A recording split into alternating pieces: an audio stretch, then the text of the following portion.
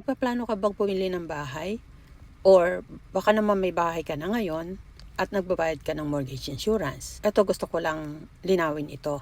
Alam mo ba, kapag kumuha ka ng mortgage insurance sa bangko, yung bangko mismo ang beneficiary mo, hindi yung pamilya mo.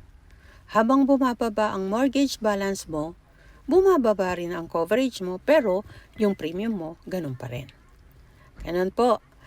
Samantala, kung term insurance ang kinuha mo, ikaw ang may control, ikaw ang pipili ng beneficiary mo, at fix yung coverage mo habang active yung policy mo.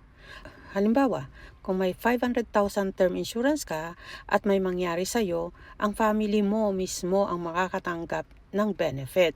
At sila na ang magdi-decide kung babayaran ba nila yung mortgage o gagamitin nila ito para sa kanilang financial needs. Yan po ang pagkakaiba ng dalawa.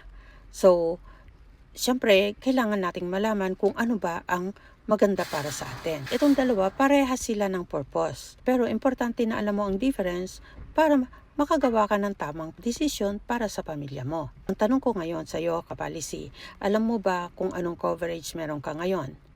Message mo ako para ma-review natin, ha? So, message mo ako or mag-comment ka dyan sa baba para mapag-usapan natin.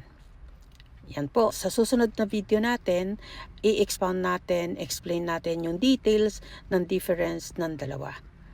Okay? Ito po si Lola Early, your policy girl, eh?